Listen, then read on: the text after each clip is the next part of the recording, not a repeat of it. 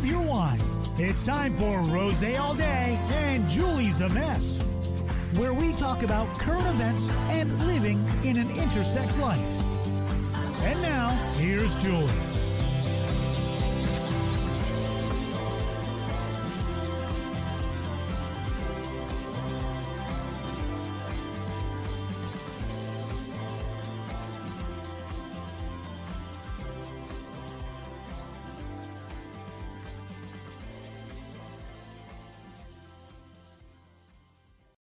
It's so good to see you. Hi, welcome back to Rosé All Day, Juleigh's a Mess. I'm your host, Juleigh. It's great to see you all again this week.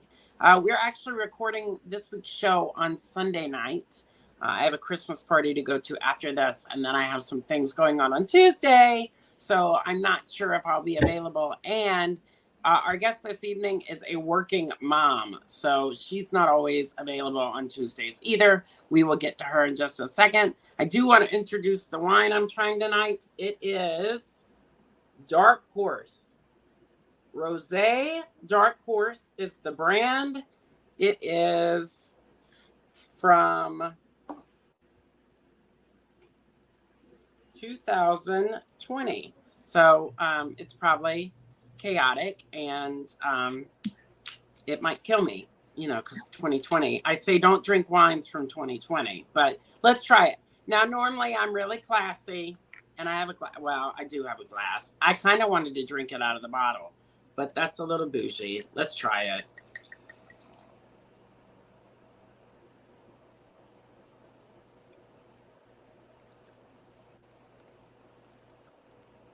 It's not bad.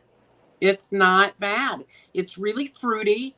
It's got a nice, clean, crisp body to the taste, right? Look at me trying to use all these fancy sommelier type terms for wine. It's good, y'all. Go out and buy it. It's good wine. It's good. I could definitely drink the whole bottle, but I have a Christmas party to go to, so we're going to try not to. But I will have a little bit more.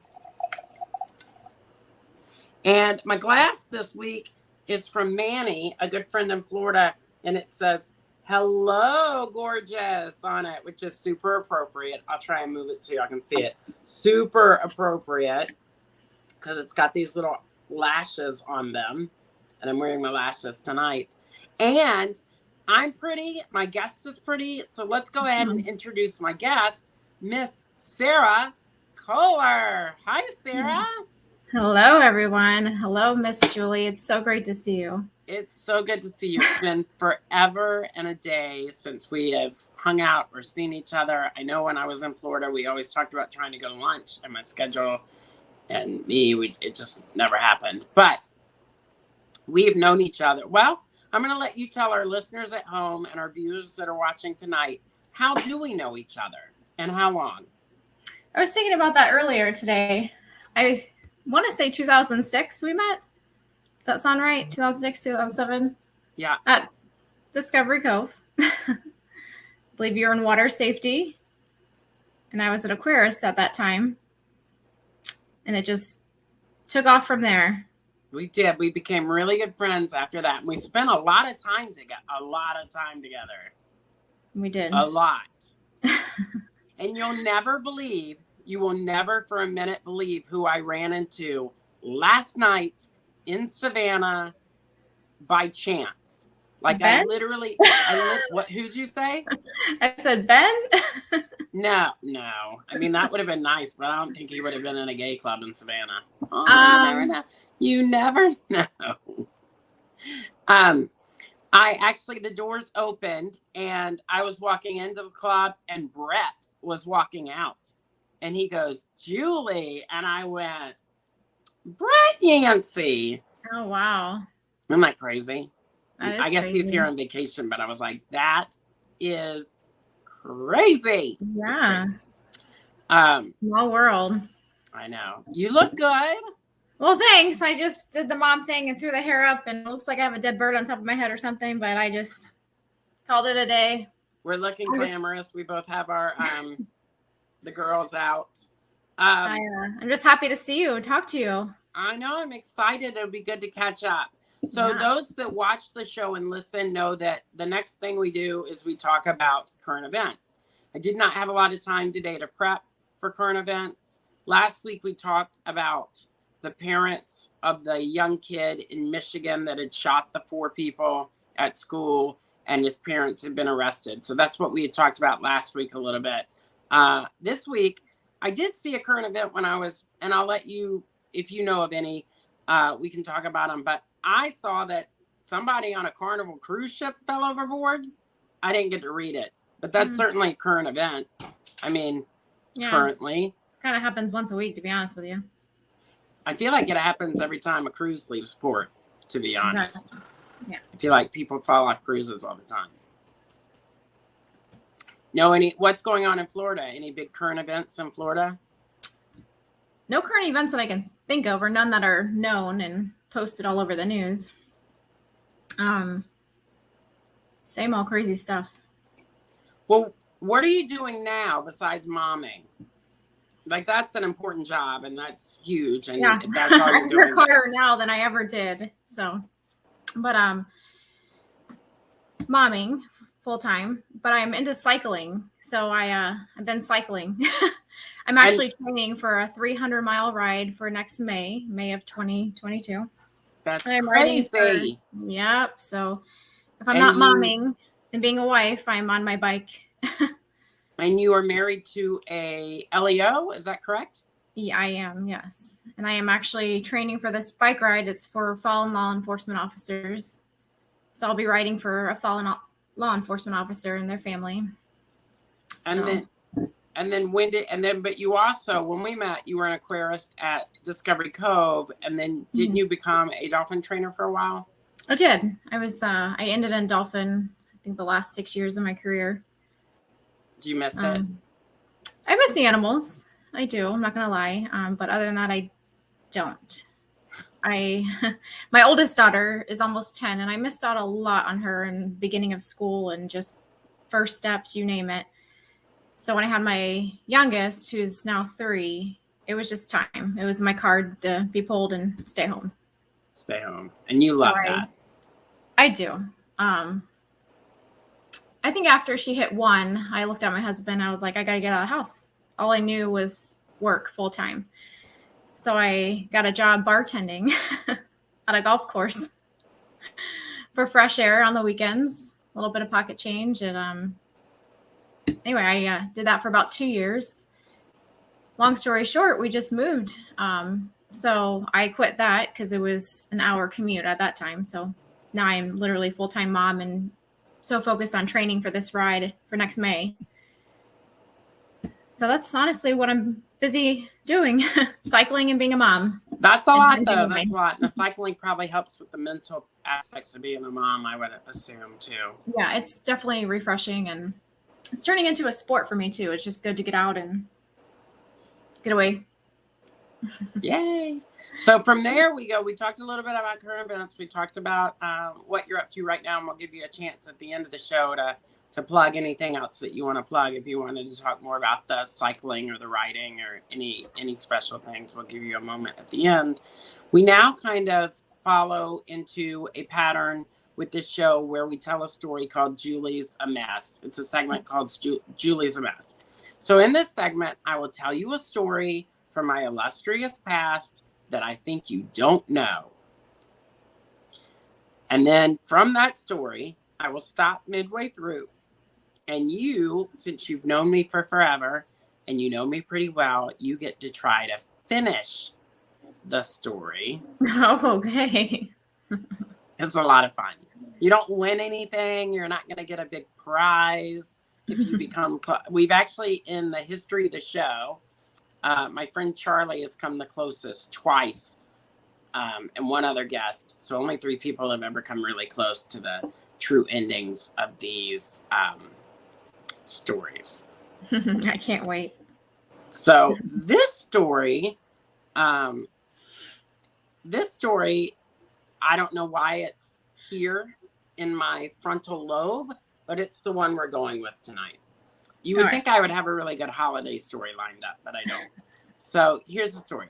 So when I was in middle school, I had one of my first crushes on a boy.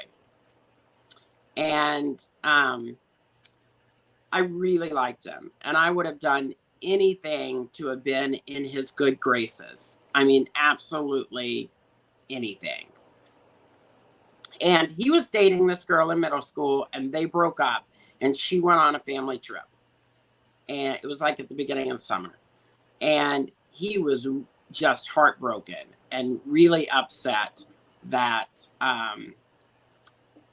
just really upset that they had broken up. And you know, it's middle school, it's angst, first boyfriend, girlfriend. I mean, I'm sure they were really going through it. She lived in my neighborhood. He also lived in my neighborhood. She lived in the middle of our house. So like my house was on one end of the neighborhood, hers was in the middle, and then his was a little further up. And the back of her house backed up to a railroad track. So it was like the train would always come through, and then it was her backyard. And her dad had built her a tree house, a 2-story tree house.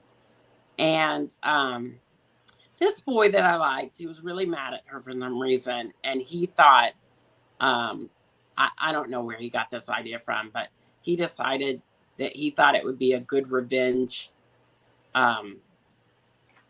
moment if he lit her treehouse on fire. God. So we go over to her house this one afternoon. Of course, you remember I was trying to be like supportive and there for him, you know, good old Tammy Wynette, stand by your man. And he just couldn't. I mean, he tried everything, and he just could not get that treehouse to light on fire. And Sarah, how do you think the story ends? You soothed him right away. Tried distracting him. And you said, let's go. I'll burn that treehouse down for you. After you made out with him. And then we made out? After you made out with him, you burnt it. In reality, I told him he was lighting it wrong. And then I showed him the correct way to light it based on how my dad used to start fires in the fireplace. So I said, you need some kindling and you need to like shove it in the treehouse so it's like extra padding. And then I showed him like how to do it and like roll up paper and shove it in the treehouse. And so we lit the treehouse on fire and we watched it burn down. That is not the ending of the story. We fled afterwards. I think we went and looked at a Penthouse magazine somewhere, which did nothing for me. I think I was excited that he was looking at the magazine, but it did nothing for me, which should have been a sign early on, but whatever. Again, still supporting him. We got arrested because the maid next door pretty much picked us up in a lineup, like picked us out in a lineup. She was like, that's them. And I was like, crap. So I was like 14 and I got arrested for arson, but then it was expunged off my record at 17. So at 17, it fell off my record and it was never on my record. But that's the story for this week. And that's the story of Juleigh's A Mess. I feel like that story says a lot about me. A little bit. I mean, what do you think that story says? I think it says that a lot of people think I'm a Pollyanna, and in reality, it shows to me that you paid attention to your dad's skills and you applied them correctly. That's right. That's what I'm not peeing. I'm just pouring more wine. That's okay. That's what it's there for. Yeah. Have you had this? I'm waiting to hear the comments from that story. Have you tried this? I'm obsessed with it. What is it? Castello. Oh, I haven't. Rose. What kind is it? It's a rose. It's a rose, eh? Castello. Amazing. I'll have to try it. It looks a little bit like the cupcake label. So at first I was like, oh, it's going to be a cupcake wine. No, it's delicious. I'm going to have to try it. $10. Try it. I try a different one each week in an effort to try and get a wine sponsor. So we're still looking for a wine sponsor at justjuleigh.com. Please come be my wine sponsor. Wine is not cheap, and I will totally be your advocate for getting your wine out there on the market. That's my little pitch. All right. Good to know. Okay. So now we go into a segment called 5 questions. Now, these questions can be about you and I. They can be about you. Sometimes the 5 questions tend to trend or lend into other questions. So we just we do 5 questions and we let you do it. Looks like we've only been recording for 15 minutes. It feels like longer. So it may be a shorter show this week, which is okay, because we're going to be going to that Christmas party, but that's okay. 5 questions. Okay, here we go. First question. What is one of your favorite memories of us? So many, but I have to go with the Byron, Georgia trip in my Dodge Neon. Please tell me you remember it. The firehouse story? No, That the Whiskey Dicks story. Oh, Whiskey Dicks. And you dressed up for me. I begged you. And your family. Yes, I said, let's go out. You have to get dressed up. And you did. We had a great time. Wasn't there a wet t-shirt contest that night? I do believe so. That we did not take part in, but did not partake. That was a fun trip. Was that also not the trip where I faked a heart attack and scared the bejesus out of you? Probably. It was the same trip. And I got to meet your hottie ginger brother.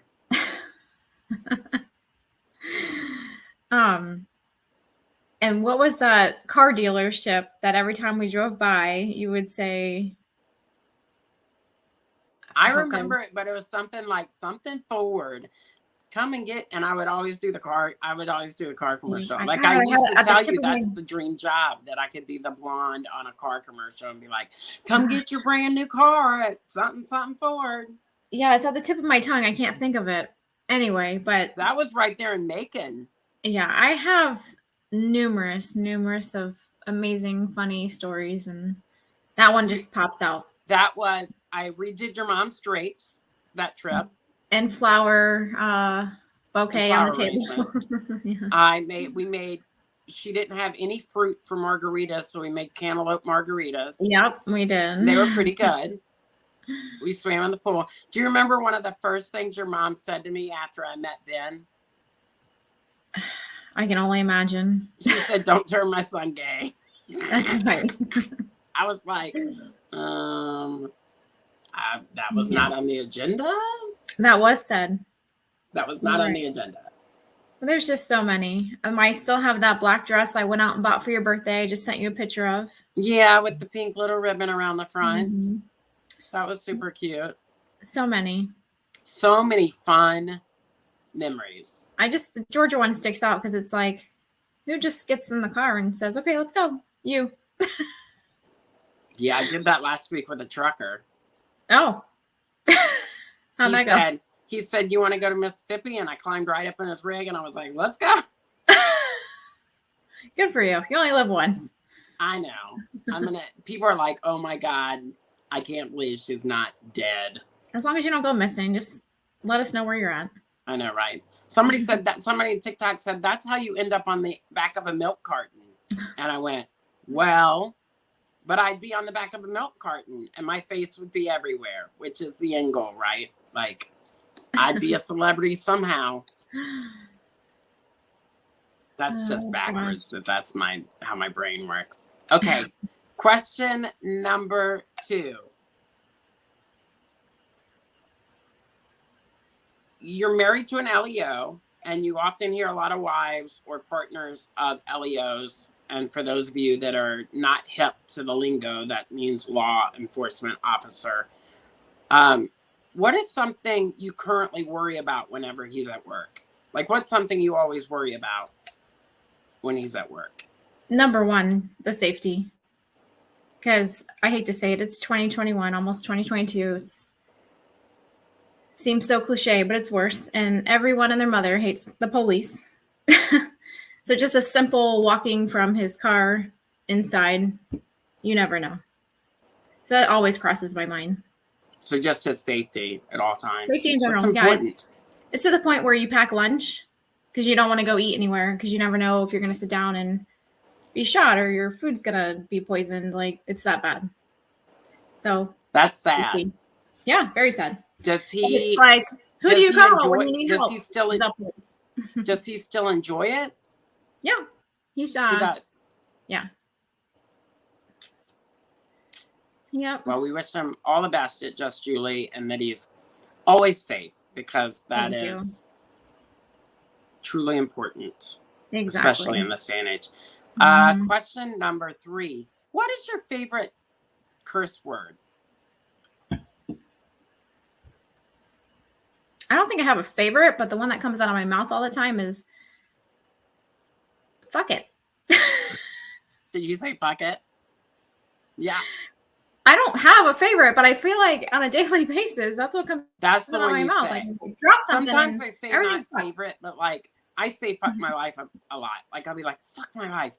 And somebody that I'm close to will always be like, no, Juleigh, don't fuck your life. What do you mean by that? Like, pick a different. And I'm like, okay, but that's just like that's where I go. You say fuck it.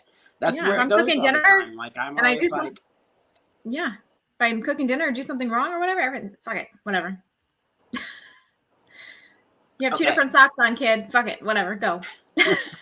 They're socks. Your feet are covered. Get out the door. Question number 4. If money were, if you had all the money that you needed, right, to take care of you and your own, and you still had an abundance left over, what major cause would you try and solve? Or what major problem would you try and solve in the world today? That hits me. I would go take care of as many children as possible that needed help. I say that all the time, once a week. I play the lotto, and I say that to myself, my husband, every week, every day almost. I hate Christmas time because my heart just hurts for children that have nothing and get nothing. You would take care of all the kids that struggle. Yeah, I would find. And don't have, Yep. That's 100% what I would do. I would not blow it like people and buy 5 cars, 2 boats. No. Question number 5. That's good. Question number 5. At one point in time, we talked about how you did the Christmas show. This is a good holiday show story. You did the Christmas show at SeaWorld at Shamler Stadium. That you would, I think, I don't want to say audition, but you would, and volunteer, it's not a good word, but you were part of the Christmas show at Shamler Stadium. And I always remember to this day, you say, back in internship it's crazy that killer whale's eyes are like dinner plates.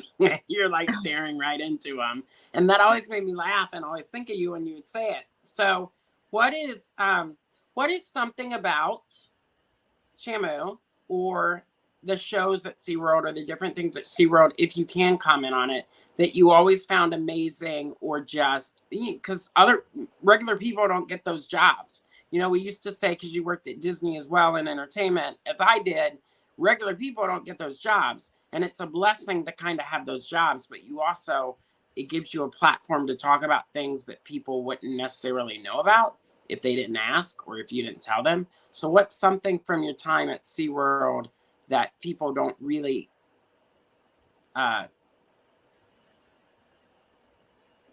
the gravitas about the show or the animals? I would honestly say just all the husbandry, and the education that we do on our own time to educate ourselves, educate other trainers, interns, the studies we do, the information we get, the vet work we do, the work with the vets. And because a lot of people think it's just you show up at work and you get in the pool and swim and around with a whale, and it's more than that. It really is research and training and education and behaviors and You know, we used to talk about that a lot. People would come to Yeah. SeaWorld and say, oh, it's just a trick. You're just tricking them into doing this, or you're just getting them to perform a trick. And a lot of trainers would turn around and be like, these are behaviors that they do in the wild. These are things that they do anyway. We're just showing you that they can do them. I would always put it, I'm not making the 600-pound mammal do this. They're choosing. Right. I'm not making a 600-pound mammal spin around on its back. Right. It's choosing to do it. They're huge. So what is, I tell people, I'm like, I have a friend that she would swim right up to them and be like, their eyes are like dinner plates. And it quickly makes you realize how small we are in this world. So what's a fact or something you learned from your time there that just was mind-blowing to you about orcas or killer whales in general? I was only there for a short period, internship in the fish house, so that was so long ago too. I think or even about dolphins. Something you learned about dolphins at Discovery Cove. Gosh, there's so much. I could be here all night.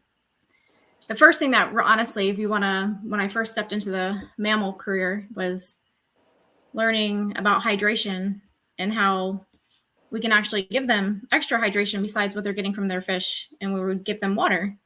So that really kind of blew my mind, and that ties into what I said earlier, husbandry and educating ourselves. On the side, I would go home and look it up and ask other trainers and educate myself more on it. That was really interesting. I remember the first time I saw a dolphin getting extra hydration, and it was almost like y'all put a hose in its mouth and it was drinking out of a garden hose. Like, that's what it looked like to somebody that was not in that department. Right. But that's what y'all were doing. You were hydrating them and giving them extra hydration. And I just thought, well, that's interesting. And, I think a lot of layman people would think, but they're already swimming in the ocean. They're already swimming in water. They're already getting the hydration they need and you're like, no, it doesn't really work like that. Like, that's not how their body works. Favorite animal other than dolphins or whales at SeaWorld that you loved being around? Like, for me, I loved whenever the trainers would walk around with the sloth in water safety. I'd have to go with stingrays. Yes. The southern rays. Amazing. They are amazing. Very unique, very cool animals. Well, I'm going to take this show. We're going to push it to about the 30-minute mark. We're at about the 27 mark, so it'll be a shorter show this week. But we're still doing great, and we're still moving through our show. This is the point in time where you get to talk about anything that you want to tell the viewers about. So if you want to push the ride that you're doing next May, you can talk some about that and how you got involved with that. Just anything that you may want to push, you can talk about right now. All right. So going back to my cycling, I am training for the 300-mile ride. I'm starting in Virginia and riding into DC during Police Week of May 2022. I'm going to ride for a fallen officer. Present that family with their flag. Been training about 2 to 3 days a week. I ride an indoor trainer and get outside. Yesterday, I rode about 37 miles in the hills of Florida, San Antonio, Florida. I didn't even know there was a San Antonio, Florida. Yeah, I'm listening. I'm sign language and listening and talking. You're Being good. a podcast producer is a full-time gig. Yeah. I'm excited. That's exciting. And I'm happy that there are things like that available in a way to raise awareness and foundation about so many different causes and things that are near and dear to our hearts. So that's great that you're training for that and that the research and funding is going towards somebody that's a fallen officer. I don't think people think about that. The gravity of when there is a fallen officer, it affects the whole department. It affects the community. It affects people that know them. It affects their family. It affects the livelihood of that family. So I think that those are all very important and Yes. noble efforts by other people. So congrats and thank you for doing that. Thank you. I just they rode for my dad a few years back, and I remember just watching them come in, and I kept saying, I'm going to give back. I'm going to do that one day. A few years down the road, here I am doing it. Well, and your dad, he was a big part of your life. He was an officer in Orlando. He was a helicopter officer, correct? Correct. So he flew. He was a pilot for the sheriff's office, yeah. And we always used to talk about him a lot. And our condolences to you when that happened. Obviously, the show was not around at that time. I was around at that time. I remember how much it affected you, but it also kind of changed the trajectory of your life in some ways, because you became more involved in the police department and in championing different causes around Orlando. So, yes, thank you. So now I gave a friend my glass of wine, so I'm just going to drink out of the bottle. And props to you for going to a party this late. Classy. I mean, it's from 9 to 12. It's from 8 to 12, but we're going to go around 9, and it's free alcohol and free food, and it's in one of Savannah's most haunted bars. So I'm kind of excited. I may have to change my outfit because it's 42 degrees out. And as pretty as this is, I'm a little chilly already. Are you living downtown Savannah? I live in historic Savannah. Yeah, in downtown Savannah. I rent a room. It's about $550 a month. Not cheap. This house was built in the 1800s. So part of me feels like I should only pay like $20 a month, but it is. I have really good friends that are going there. Not this week, but next week. I mean, you should come hang out. We should get Mr. Ben Heber to come down here and. Yeah, I do wonder what he looks like 30 years later. I mean, Everything is about 3 hours from you. I know. He's probably old and has gray hair. And I'm sure he's going to watch this and be like, that bitch. Okay. So this is coming up on the end of the show. This is the part of the show where I allow my guest. And for those of you that have watched and have listened before, this is the part of the show where my guest gets to ask me one question about my medical journey, what it's like to be intersex, that they never really understood, or maybe they didn't understand how to phrase the question. But this is a safe place, and this gives them the opportunity to ask me that one or two questions. And then in being able to answer that for my friend and the guest, I'm also able to answer it for everybody around the world that may be tuning in, and that leads to better education, and that leads to changed perceptions. And so, Sarah, the floor is yours. Way to put me on the spot. First of all, I think you are gorgeous. How did it affect you with your family going from Bradford to now full-blown Juleigh? Sure. We've talked about this a couple of times in the show. When I went to the NIH, the National Institute of Health, for their protocol on XXY males in 2018, I did not think going into the protocol that their advice would be to transition medically. I never thought that. When I went in, I just thought they're going to get some information from me. I'm going to get some information from them about my health moving forward, and it'll be a great win for everybody. And so the week that I went, that was not in my headspace. And so middle of the week, they came and they said, yo, heads up. I mean, this is the really shortened, like, Clip Notes version. And people that have followed me and have been with me and have seen my story throughout the years, they've heard it a million times. So not to bore them, but essentially they came back and said, look, you're dying and your body is shutting down on itself. And you don't do well on extragenous testosterone.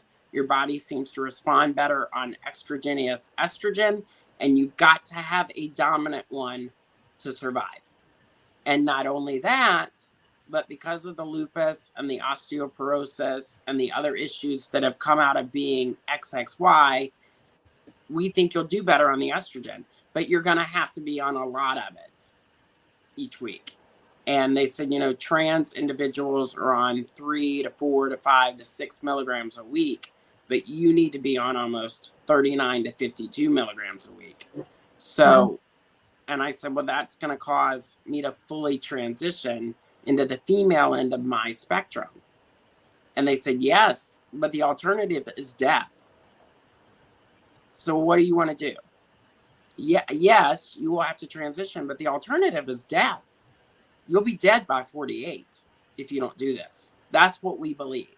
As physicians, as people in this protocol, that's how we honor it. After studying you all week, that's what we believe. And so I said, well, I need to go talk to my family about it. And they said, why? And I said, well, because I have nieces and nephews and brothers and sisters, and I'm their uncle. I need to include them in it. It's not just a solitary decision on my own. Mm-hmm. And so that night I went and I had 3 bottles of wine and talked to a couple of good friends. And when I called my siblings, all of my siblings said, we will support you. We will figure it out together. That's what we've always done. We are going to continue to do that. When I talked to my parents at the time had very different, my mom and dad had very different directives as to where they thought I should go with it. But at the end of the conversation, my dad said, how much longer do you get to stick around if you transition? And I said, well, doctors have said they're not in the business of predictions, but that I can get probably another 13 to 16 years out of this life, and that it will be a better quality of life. And my dad said, well, it's a no-brainer. I would rather lose you as my son and as my daughter in 13 to 16 years than to lose you as my son in 5. You're going to take the estrogen. And in that, the first year, 2018 to 2019, it was rough. We went through a lot of mental and aspects of the family that changed a lot. And it was more of a kind of rebirth and getting to know me again. But they quickly found out that I really am the same person. I'm just in a different vessel. I really am. I still am Bradford in so many ways. I'm just Juleigh now too. And I used to tell you all the time, I always felt like Juleigh was kind of hiding out on the inside. Like, when do I get to shine? Well, now Juleigh gets to shine, and Bradford's kind of back inside saying, hey, I'm glad that the pressure's off me, and she gets to run with it. So it really is just a vessel for me. It's just a vessel. I tell people all the time, and, just to hit home, when you go and buy wine or anything to drink, you're not buying it. You don't buy it for the bottle it's in. You buy it for the liquid. You buy it for the wine. And when the wine's gone, unless you're crafty and creative and turn the bottle into a candelabra, you throw the bottle away. It's the same with people. You want to get to know me and be my friend and hang out with me because of my life spirit. And when I die, this vessel does not go with me. My life spirit ascends. It's the same. It's just a vessel. Good point. It's a pretty vessel, but it's just a vessel. Mm-hmm. That's not what's important. What's important is our soul and our life spirit. And so to answer your question, I think my family, some members have struggled somewhat, but others have absolutely stepped up to the plate and embraced me. And recently I heard about a story where somebody said in front of my parents that they didn't believe that I had to turn into a female, that I didn't need to transition to live. They thought that was a crock of shit. Mm. And my oldest brother said, how dare they? They have no idea the life that she's led. And they have no idea what she's been through. We do because we've grown up with her. And we do because you're her parents. but nobody else gets to come in and say that they don't feel that that's the right decision because they don't understand and they don't know. And that makes me feel really good. That makes me feel good that my brother and my siblings and people in my family get it and understand it. And, you know, my older brother said, this was absolutely the best thing for her. And we get her longer because of it. Amen. Good. So, well, Sarah, we are right up almost at an hour. So, I mean, it still ended up working out for us. We're at about the 40-minute mark. I'm going to go ahead and end the show. But thank you for being my guest this week. Thank you for the invite. So excited to have you. And it was so great to catch up with you and chat with you some. Same. Just Julie would like to thank you for being here this evening. And also great success and good luck on your ride next May. And we would love to have you back on after that to see how that went and have you back on as a guest again. And just thank you for being with us tonight. And thank it's you been so a blast. Much. And we will see you all later. I'm going to talk to Sarah real fast in the green room, but we're going to play our bumper and head out and join us next week, which will be closer to Christmas, for a special Rose All Day, Juleigh's a Mess. For more content, follow justjuleigh.com. That's just Juleigh, JULEIGH.com. Thank you to our guests, and thank you for joining us this evening. Join us next week as Juleigh tries a different rosé.